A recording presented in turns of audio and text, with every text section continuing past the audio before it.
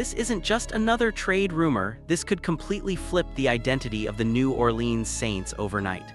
A dominant force like Dexter Lawrence might actually be available, and if the Saints make one aggressive move, everything changes in ways nobody expecting.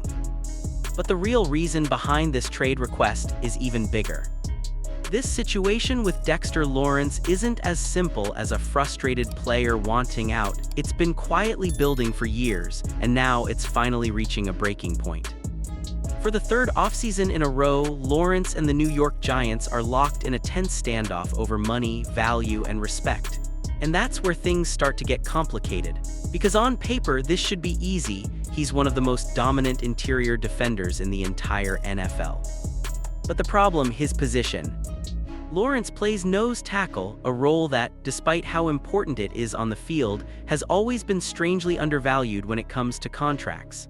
Teams don't always want to pay top-tier money for a position that doesn't rack up flashy stats, and that disconnect is exactly what's fueling this entire situation. Now here, where it gets even more interesting. A trade request doesn't always mean a player actually wants to leave. Around the league, this is often used as leverage, a calculated move by agents to force teams into serious negotiations.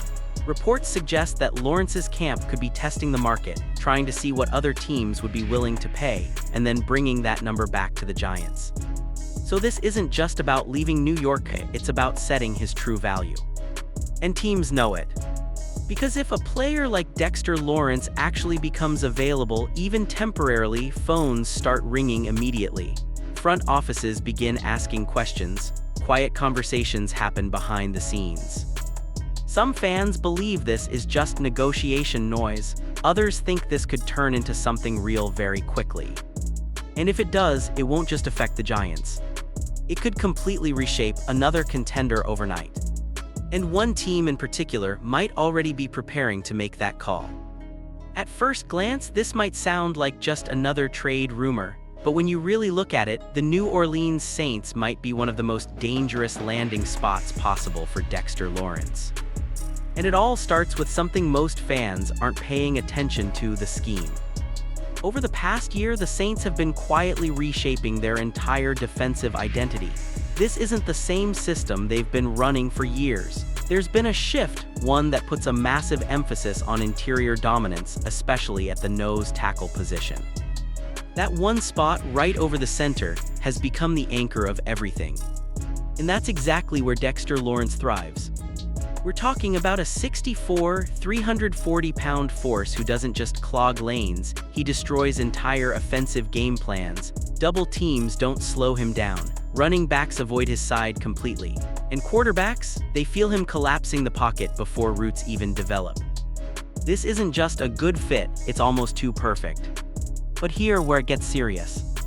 The Saints have already been investing heavily into their defensive front. They've added size, they've added depth. They've made it clear they want to dominate at the line of scrimmage, but adding Lawrence wouldn't just be another piece. It would change the entire ceiling of this defense overnight. Suddenly, edge rushers get easier matchups, linebackers flow freely, the whole unit plays faster, more aggressive, more confident. That's how one player shifts everything. And when you look around the league, there are only a handful of interior defenders who can do that. Names like Aaron Donald used to define that tier, and right now, Dexter Lawrence is one of the few still operating at that level. So this isn't about filling a need. This is about making a statement. The kind of move that tells the entire league, the Saints aren't waiting anymore. They're coming. But if this move is that powerful, why hasn't it happened already? Now here where things start to spiral, because the moment Dexter Lawrence was linked to trade talks, the price rumors got out of control.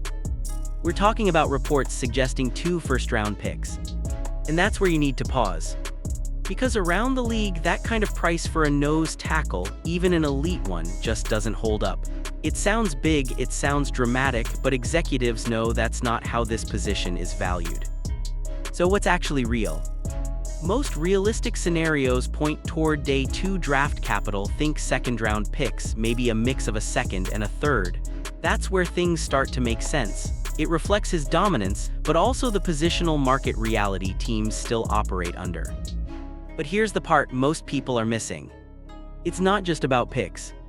The New Orleans Saints aren't exactly sitting on unlimited cap space.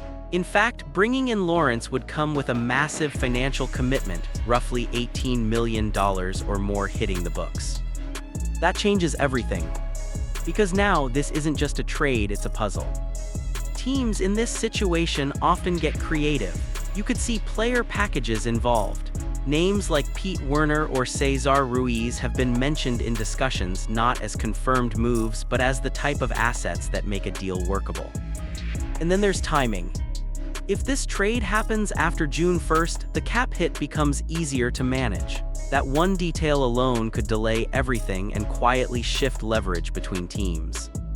Some fans believe the price will drop the longer this drags out. Others think a bidding war could push it right back up. And both sides might be right. Because all it takes is one team getting aggressive. One front office deciding this player is worth more than everyone else thinks. And suddenly the entire market resets. But there's one potential trade piece that could completely shock Saints fans if it's even considered. Now this is where things take a turn and where the conversation gets uncomfortable for a lot of fans. Because in order to pull off a move for Dexter Lawrence, the New Orleans Saints might have to consider something they've avoided for years, moving a franchise icon. And yes, we're talking about Alvin Kamara. Now let's be clear, there are no confirmed reports that Kamara is being shopped. This is where speculation begins. But in deals like this, when money gets tight and assets are limited, big names always enter the conversation, even if it's just behind closed doors. Some fans believe including a player like Kamara could actually make a deal more realistic. It helps balance the salary cap.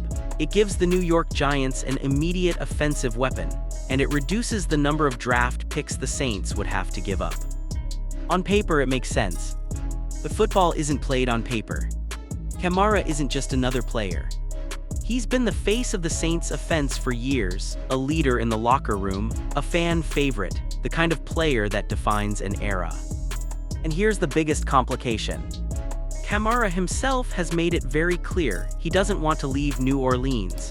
He's openly said that if he's not playing for the Saints, he'd rather step away and enjoy life than suit up somewhere else. That changes everything. Because now this isn't just a football decision, it's a cultural one. Do you move on from a franchise cornerstone to build a stronger defense? Or do you stay loyal and risk missing out on a rare opportunity to upgrade in a major way? Reports suggest teams around the league are always watching situations like this closely. Not because a move is guaranteed, but because if it happens, it sends a message. And if the Saints even consider this, it would be one of the boldest and most controversial decisions they've made in years. But this isn't even the biggest decision looming over the Saints right now. While everyone's focused on trades and big names, there's a hidden pattern with the New Orleans Saints that almost nobody is talking about. They don't trade back. In fact, they've gone nearly 2 decades without doing it in the traditional sense, and that's not by accident, it's philosophy. Most teams in the NFL love the idea of trading back.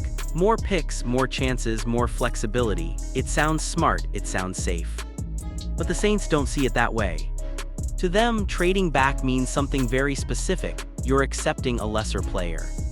And that's a risk they've consistently refused to take. Because inside NFL war rooms, draft boards don't look the way fans think they do. It's not a smooth list of 32 equal prospects. It's broken into tiers, and once you fall out of a tier, the drop-off can be steep.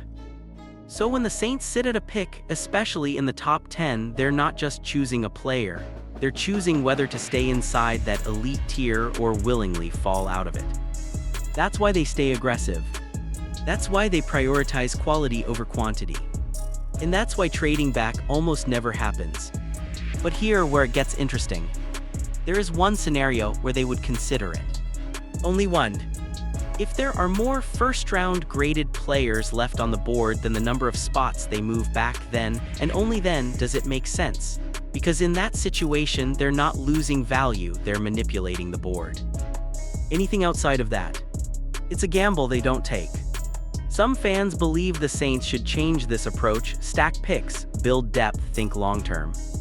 Others believe this mindset is exactly why they stay competitive. But either way, it tells you something important. This team isn't playing it safe. They're playing it their way. And once you understand that, you start to see why their next move might shock everyone. Because if they're not trading back, they might be preparing to do something even more aggressive. If there's one thing the New Orleans Saints have shown over the years, it's this: they don't sit still. While everyone debates whether they'll trade back, the real pattern suggests something completely different.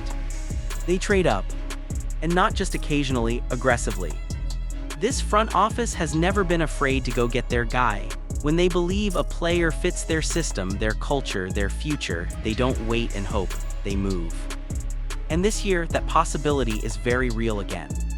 But here's the twist: it might not happen where people expect. Instead of moving up from their top pick, the Saints could target a second move, jumping back into the first round from day 2. It's a strategy we've seen teams use before to secure an extra elite talent with a fifth-year option attached. And there are a few types of players that could trigger that kind of move. An explosive edge rusher who starts slipping unexpectedly. A big-bodied wide receiver who dominates in the red zone. Or even a hybrid weapon tight end receiver mismatch nightmare that doesn't fit neatly into one position. If one of those players starts falling into the late 20s, that's when things get interesting. Because now the Saints have a decision to make. Sit back and hope that talent somehow reaches them later. Or strike and take control of the board.